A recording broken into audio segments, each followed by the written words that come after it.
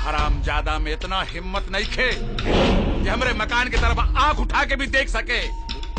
बाकी कैलाशवा के कुत्ता में इतना बुत्ता कहाँ से आ गई जो हमरे पेटवा फांस उठौलस। बहुत डेंजर सांप बा साला, हमरो के डस चुकल बा। बाकी जबले हम ओकरा न डसब, हमार दिल के लहर के चेहर न शांत। शांत हो जा दुर्जन, शांत हो जा। अरे ओकरे बाप के तो जायदाद के मुकदमा में फंसा के हम तड़पा रहल बानी। बाकी किसनवा के तो जमीन में धसा के मुआइब धसा के।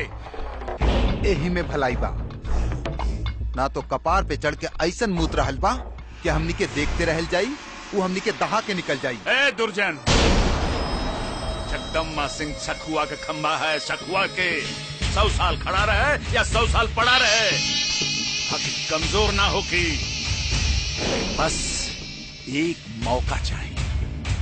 हम परिवार के ऐसन फूक मारब तो करे परिवार के सुख चैन तिनका बिखर जाई।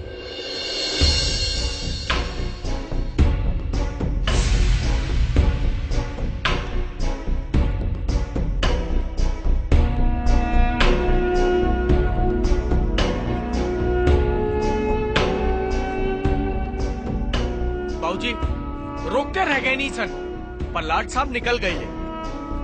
बाबूजी समझावा एकरा के, इतना गुस्सा ठीक नहीं के। पता चलल है मुन्ना के बड़ी बार मर ले बा। जवन बात समस्या बातचीत से हल हो जाला, ओकरा खातिर मार भौदारी करे के का जरूरत बा बाबूजी? बाबूजी लात के भूत बात से ना माने।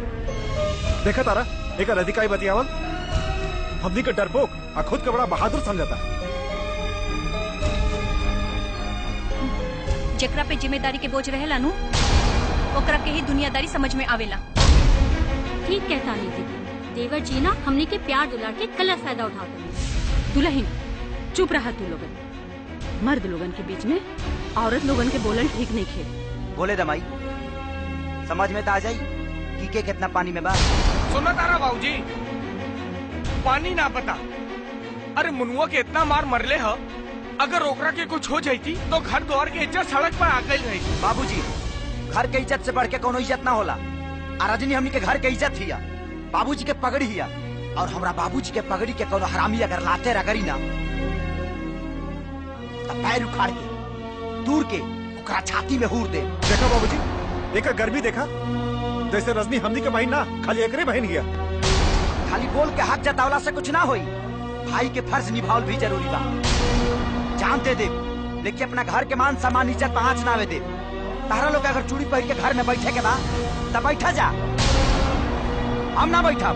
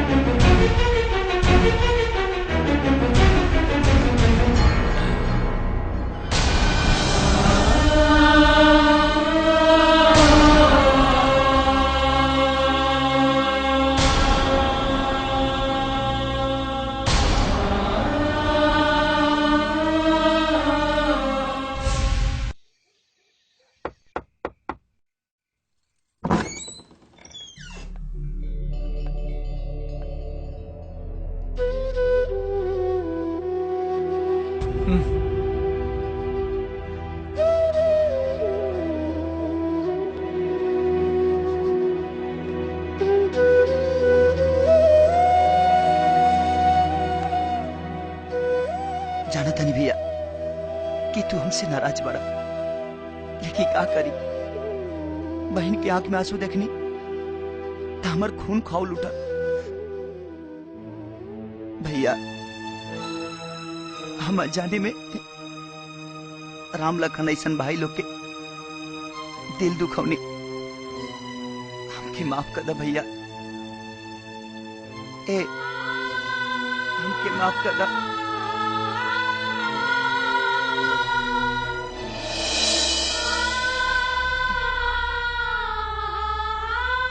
ए ला भैया, इतना मारा कि हम आज के बाद से केहू के दुखी ना कर सकी। मारा भैया मारा, जबले हम पिटाब ना तबले हमार बदतमीजी कैल ना छुट्टी।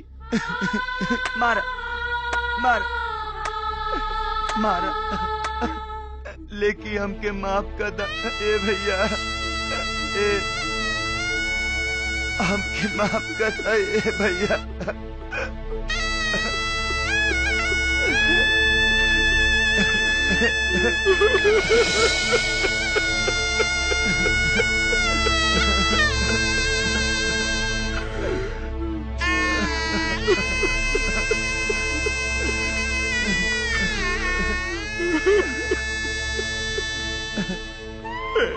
हे पागल, कहीं लेकर नहीं रोता ना भैया। चुप हो जा बाबू, चुप हो जा भैया। चुप हो जा पागल। भैया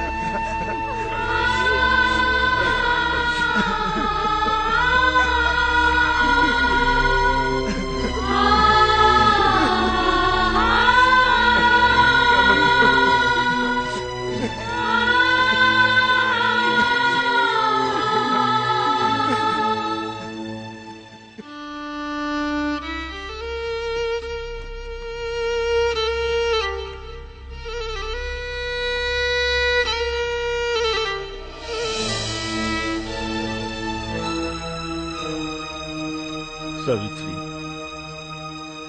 कुछ देर ला हमरा भ्रम हो गई रहे कि इन नफरत की आंधी से हमार घर संसार बिखर जाए, बाकी अब वो भ्रम टूट गई, भ्रम टूट ए जी, फिर आंखें में आंसू काहे आए?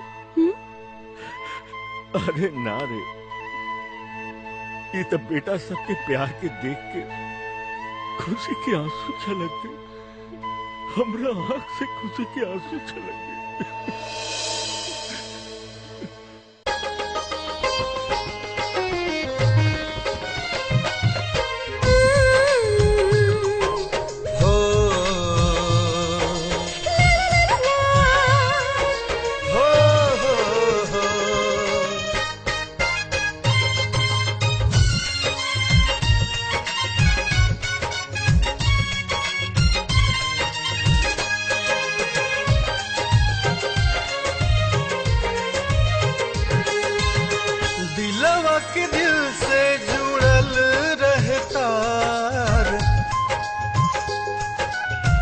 चहकत रहे हमर आंगन दुआर,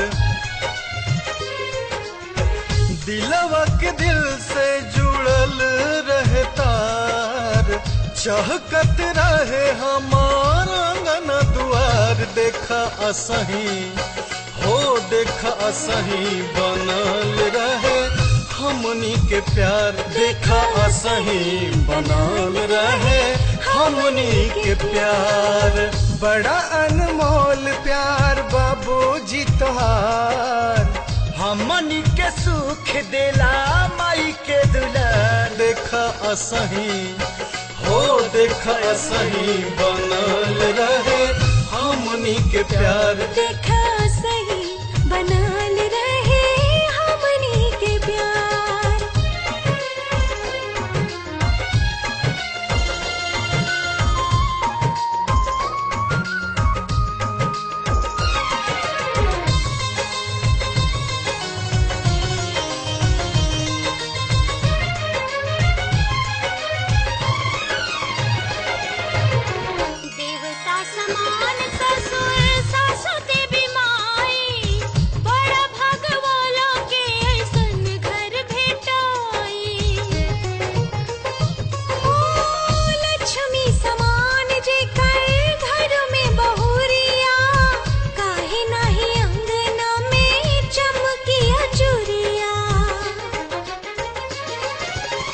बाबे लक्ष्मीनिया बहिनिया हमार, एक रस घरवारा है गुलजार। देखाया सही हो, देखाया सही बनाल रहे हमनी के प्यार, देखाया सही बनाल रहे हमनी के प्यार।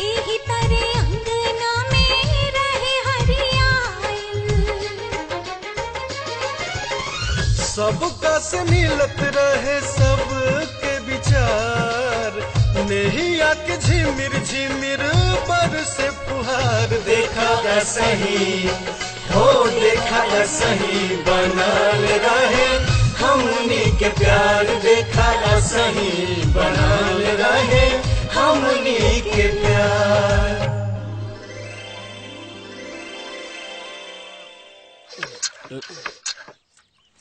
सावित्री, रजनी खातिर बहुत बढ़िया घर और बर देख ले बानी। अब तू लोग चल के रिश्ता तय कर दे।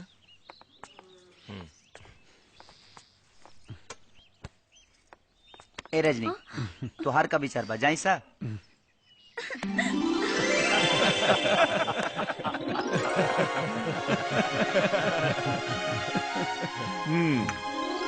कैलाश जी, बड़ा चर्चा सुन ले बानी आपके परिवार के एकता और सह प्रेम के। आपके बेटी के अपन घर के बहू बनाई हमरा लिए बड़ा गर्व के बात बा।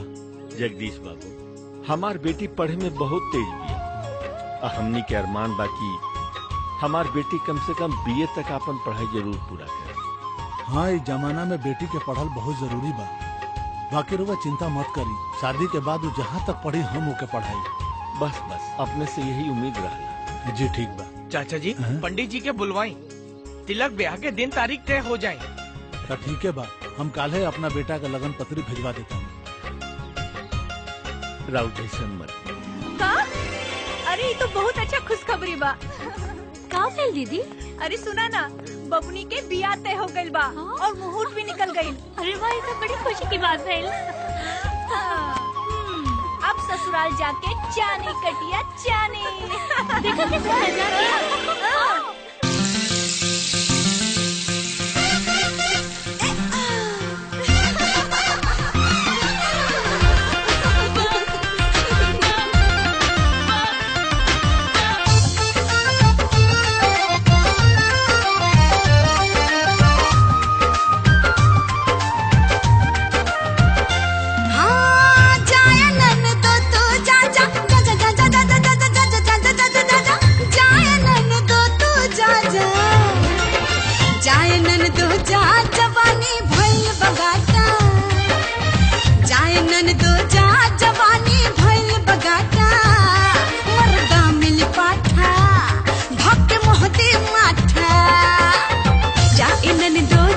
जवानी भैल बगाटा, मरदा मिली पाठा, धक महती माठा।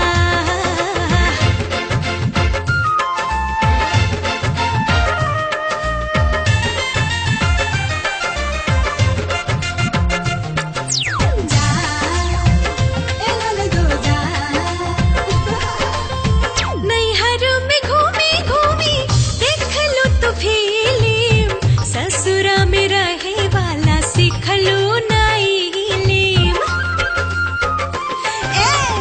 उठी बैठी मजाक ले लू नैहर में, ओह दिन बुझाई जहिया जैबू कोहबार में, जैबू कोहबार में।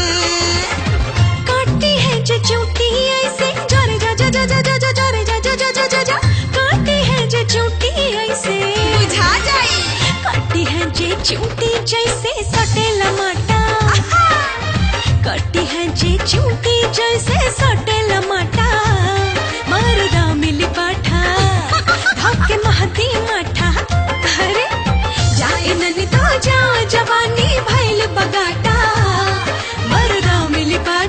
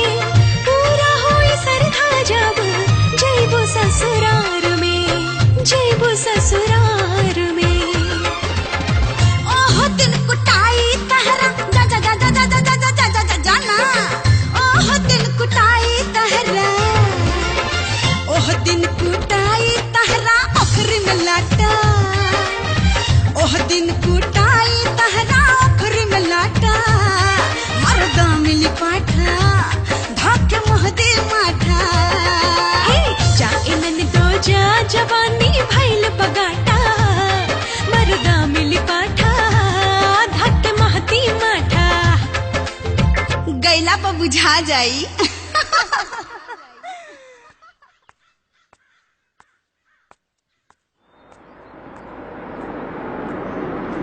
रुका रुका रुका रुका।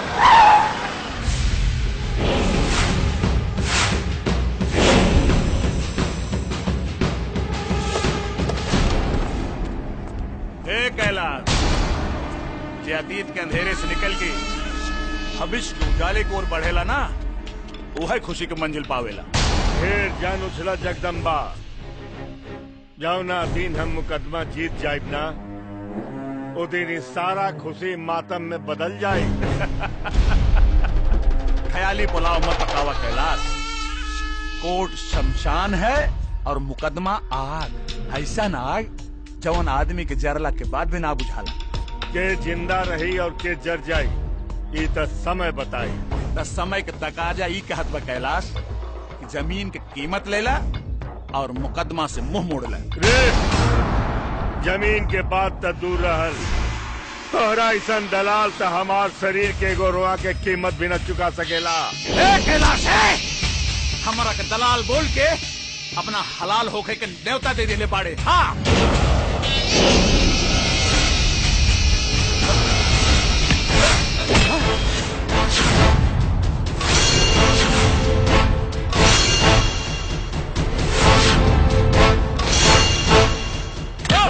गोली मत चलिया न तो हमार मरल मुँह देखबा। अगर दोबारा हमरा बाबूजी पे अंगुरी उठेबे ना, ता टंगड़ी तोड़ के पिछुआड़ा में हुर दे और पीछे लिखते मौगा। किशनवा, एक बार ठोकले रहनी तो कुत्ता के पिल्ला बन गई। अगर दोबारा ठोके ना तो ना खाइबे ना मुंह से हड्डी चपल। कैलाश, जब इतना बड़ा गुंडा तू अपने घर में पल्ले बाड़े, क्या जमीन खाली काहे नहीं करवा लेते? कोर्ट कचहरी के पिपहिरी काहे बजाय रहल बाड़े? दोस्त के पीठ पर छुरा घोपे वाला गद्दार, अगर ये केस कोर्ट तक ना गए ना तो ऐसा जगह चोट देती कि कौनो नोट से तो इलाज ना हो। बुझली? चल चल चल, आज ले हम ऐसा कोनो काम नहीं की कैले जौना सके हमरा ऊपर लांछन लगा सके। तोहरा चलते गो चुट्टा हमके गुंडा के बाप का के शर्मिंदा कैलाश। बाबूजी, अगर मौत सामने होके ना तो मान सम्मान ना देखा जाला। अगर हम ठीक टाइम पर आई रहती तो उड़वा के गोली मार देले रही। जिल्लत के जिंदगी जेला से अच्छा बा इज्जत के मौत। अगर हम न रुकती तोहरा के तो तू तो दाग देले रहते। बाबूजी, अगर ये दुनिया में जिए के बाना तो एगो कहावत बा कि जैसन देवता हो खस औसने पूजा देहल जाला। बंद कर अपन बकवास, बंद कर। इस देश के कानून और संविधान पर हमरा भरोसा बा और हम चाहिए कि हमारा औलाद के भी विश्वास रहे। तभी जवान बाड़े, नया जोश बा, नया खून बा। तोहरा से हमरा देश के संविधान और हमार मान सम्मान के खतरा के अंदेशा बा। तू कसम खो कि आज के बाद केहू पे हाथ न उठेबे जबले तोहर जान पर ना बन पड़े।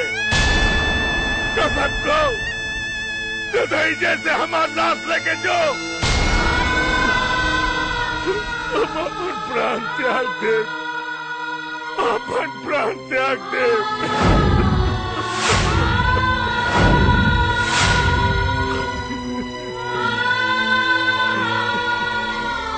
बाबूजी, ये दुनिया खाती भले भगवान हुई है, लेकिन हमारे भगवान रौरा बानी। हम राउर कसम खा के कहते नहीं बाबूजी, हम आज के बाद से केहू पर हाथ ना उठा, केहू पर ना।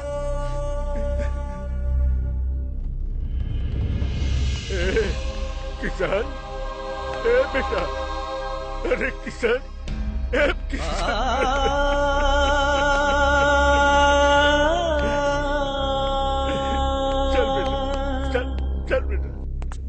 बाप रे बाप, रजनी के शादी के खर्चा 19,60,000 रुपया।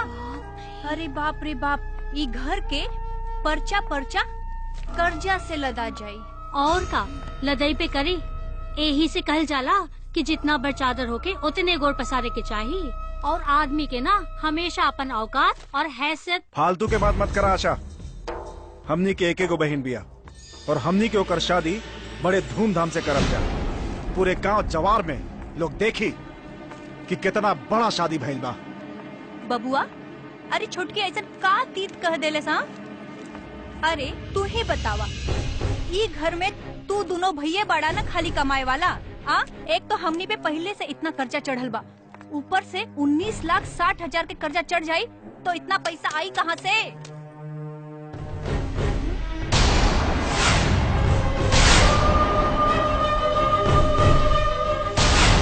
बाबूजी,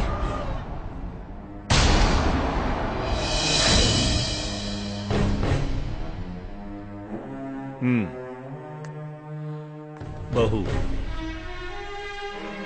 तू लोग भी केकरो बेटी हो तो हम लोग के बाबूजी के भी बहुत अरमान होई कि तू लोग के ब्याह बहुत धूमधाम से होगी। हम एक बेटी के बाप है, हमरो बहुत अरमान बा कि हम अपना बेटी के ब्याह बहुत धूमधाम से करें। तू लोग चिंता मत कर,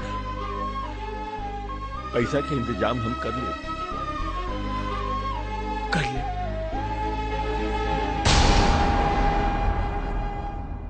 चिंता मत करी सेठ जी, हम बहुत जल्दी स्कूल वाला मुकदमा जीते वाला बानी। ओकरे में से कुछ हिस्सा बेच के हमरा और पाई चुका दे। तोरा ईमानदारी पे हमके कौनो शक नहीं खे कैलाश बाबू। सेठ जी, है खेत और जमीन के कागज लाइल बानी, बस पैसा होते हम एकरा के छुड़ा ले। कौनो बात नहीं खे कैलाश बाबू, बिटिया के बियाह के हिया पड़ल बा। सेठ जी, अगला महीना 15 तारीख के बारात आवे वाला बा।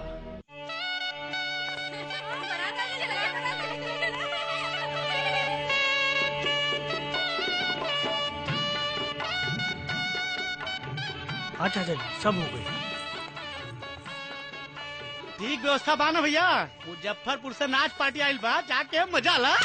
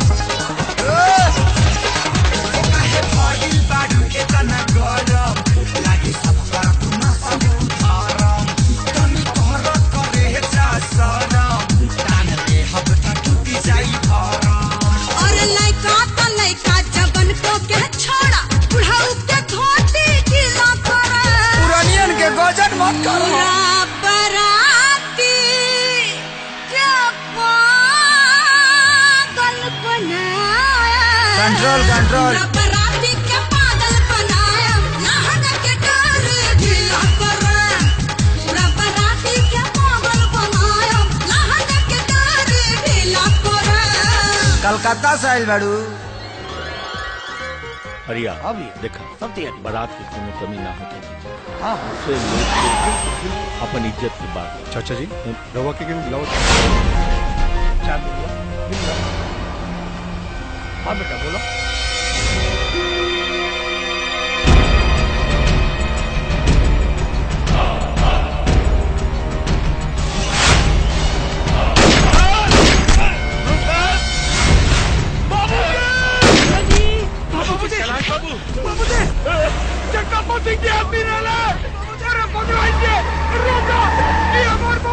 गोली मार देगा।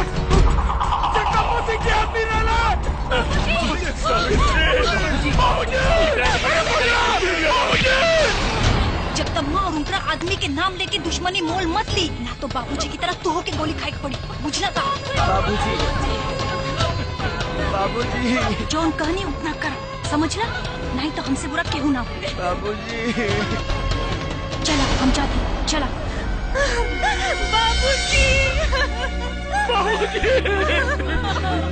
बाबूजी छोड़ के चल गए बाबूजी।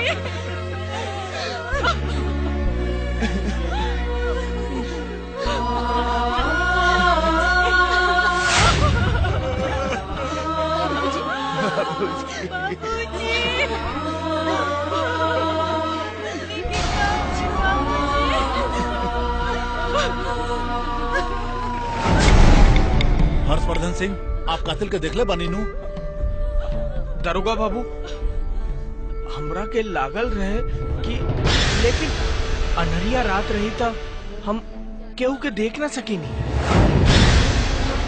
दरोगा बाबू हम ऐसा ही कुछ भी बोल देनी। हाँ हमार मुंह से कुछ भी निकल गई।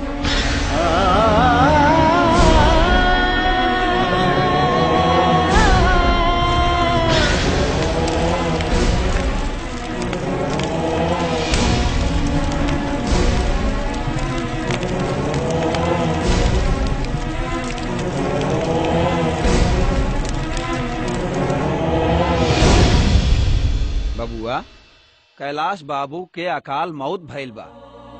कल गुरु पूर्णिमा हुआ। कल इनकर अस्थि अगर विसर्जन तू लोग कई देबा तो उनके आत्मा के बहुत शांति मिली। पंडित जी, हमारा बाबूजी के आत्मा की शांति तभी मिली जब उनका कातिल के कलेजा काट के सरहद के भात संगे कौवन के खिलाई। जब तक ले हरामी के खून ना बहाई ना, तब ले अपना बाबूजी के अस्थि के गंगा जी के पानी में ना दहाई, ना दहाई। ओम श्री अग्नि देवताभ्यो स्वाहा, अग्निदेवभ्यो नमः स्वाहा। आत्मा को शस्त्र काट नहीं सकती, आग जला नहीं सकती तथा जल गीला नहीं कर सकती, हवा भी सुखा नहीं सकती। आत्मा अजर अमर है, परंतु ये शरीर नश्वर है। संसार एक धर्मशाला है जहाँ मनुष्य रूपी यात्री का आना भी खाली हाथ होता है, जाना भी खाली हाथ। मनुष्य की आवश्यकता के अनुसार अम्मा जी, घर के अलमारी खुलल बा, घर में ही नाथ सब बैठल बा, कहीं तो बंद कर दी। लेकिन कुछ सांसारिक व्यक्ति प्रलोभन में आकर, प्रमाद में आकर सोने चांदी के मोह में पड़ जाते हैं। उसके लिए अपनों को धोखा देते हैं, चोरी करते हैं। चोरी करने वाले ये भूल जाते हैं कि सांसारिक वस्तुएं क्षणभंगुर हैं, यही छूट जाती है, साथ में नहीं जाती। लोभ मोह त्यागने में ही मन की सच्ची शांति है। ओम शांति। त्योहार हिस्सा छोड़ देले बानी।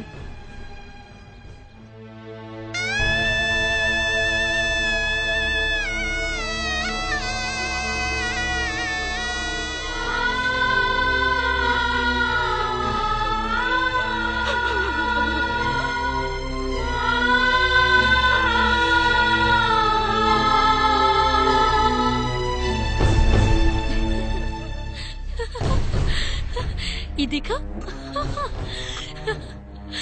ये देखा। अलमारी में सरत रहला, निकाल ले दिया। अपने घर के धन लूट के केहू अमीर ना बनेगा। ठीक कहला, बिल्कुल ठीक कहला। लेकिन क्यों अपन अधिकार छोड़ के ठुकरा के गरीब जरूर बन जाला। अरे रजनी के ब्याह खातिर तू लोग जो कर्जा ले ले बाड़ा वो के चुकाई? अरे बाबूजी तो वह दिन तो बड़े ठाट से कहत रहे कि बबुनी रजनी की ब्याह तोहनी की तरह करे के बा, बड़े धूमधाम से। कर्जा लेके तक चल गए, अब तू लोग चुकावा। ये का कर रहल बाड़ू भाभी? निर्मला ठीक कहता रही मोहन, हमनी के अपन भविष्य और बाल बच्चा के बारे में सोचल बहुत जरूरी बा। हाँ हाँ सच बा। किशन के कलेजा में तो हरदम घर में खून दौड़ेला, वो कबो हमनियों पर हाथ भी उठा सकेलन। हाँ। अरे वो लाट साहब तो आजकल आवारा गर्दी ही करे लागलन। आवारा गिरी के तकमा लेके ई घर से ऊ घर, ई बन से ऊ बन घूमते रहेलन। और का? अरे कर्जा फरे रवा लोग और हिस्सा ला मुँह फाड़ के खड़ा हो जाइए। वो मोहन, खर्चा और कर्जा चुकाए के एगो रास्ता बा, किशन की शादी। दहेज में मोटी रकम मिली और वही रकम से लाला के कर्जा चुका दिया जाए और रजनी की शादी भी निपटा दिया जाए। आम के आम और गुटली के दाम। राधा डॉक्टर शिव दयाल के इकलौती बेटी हईन। होकर बिया अगर बबुआ संगे हो जाए ना तो सारा धन अपने और कर्जा भी चूक जाए। ओकरा खातिर किशन के अपना वश में करेगा। सबसे पहले किशन और भाई के घर बार के कागजात पर साइन जरूरी बा। हमके बुलौला भैया? हाँ किशन, आवा बैठा बैठा बाबू। किशन, ये बाबूजी के हत्या के केस और जमीन के मुकदमा के कागजात हम चाहता नहीं तो दो में से एक आदमी जिम्मेदारी संभाल ला। भाई भैया तू तो हमारा सन की स्वभाव के बारे में जानते बड़ा। ये सब मामला से हमारे दूरे रहल ठीक बा। ये सब मौन भी है संभाली।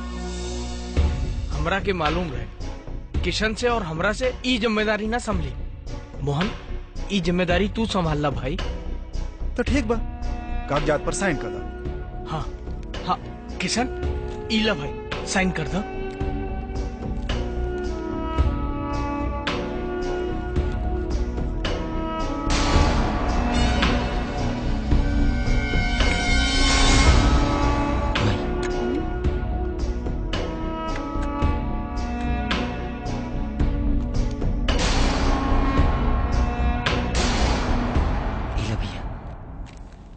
इला मोहन। ए जी, रउआ जब बाबूजी की सगरो जिम्मेदारी लेहले बाड़न तक काहे ना बबुआ के भी बिहाई के बारे में सोचती।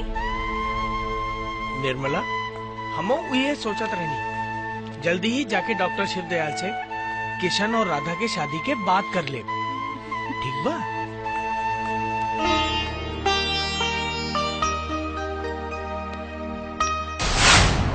अभी भी आना।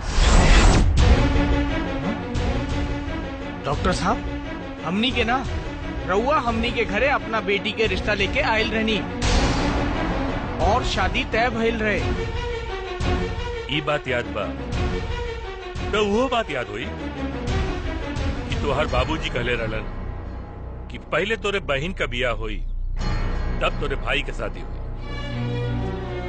डॉक्टर साहब, वो बाबूजी के सपना रहे और ये हमनी के फैसला। तू लोग के फैसला में लालच और मक्कारी का हौसला कूट कूट कर भरल दिखात बा। रहुआ हमनी के बेइज्जत करता नहीं। तो चलो इज्जत का पगड़ी पहन के पहले अपने बहन खातिन लड़का ढूंढ, उसके बाद भाई खातिन लड़की ढूंढिया लोग। जा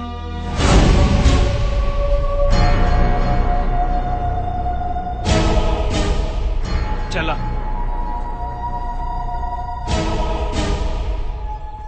बाबूजी। बेटी, तुम्हारी शादी किशन के साथ ही हुई, लेकिन हमरे मन मुताबिक। का बताई किशन, वो तुहार होके वाला ससुर हमनी के कितना बेइज्जत कइल। जौन इंसान हमारा भाई के बेइज्जत नहीं वो हमारा ससुर ना हो सकेला भैया। शादी भले ना हो भैया लेकिन वो डॉक्टरवा के अमीरी के नशा इतना विधिवत तरीका से उतारा कि ओकरा इज्जत के डॉक्टर ही बंद हो जाए।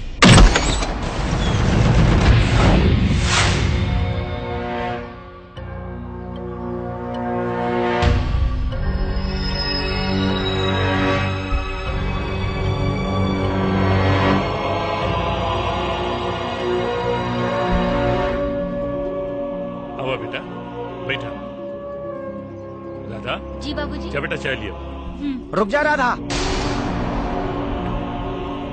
डॉक्टर साहब, चाय के भी कीमत बता दो। दे दे तनी, ना तो हर दौलत कम हो जाए। देख ले लूलो, इनकरा भाई लोगन की नियत का खोट इनकरा दिल पर कितना गहरा चोट गई। बस डॉक्टर साहब बस। अगर हमरा भाईयन के बारे में गलत एक लफ्ज भी बोलबा ना तई हम भूल जाई कि तू राधा के बाप हो। बबुआ गुस्सा थूक दी। राधा के बिया रउए साथे ही हुई। बस हम ही चाहता नहीं कि तू घर जमाई बन।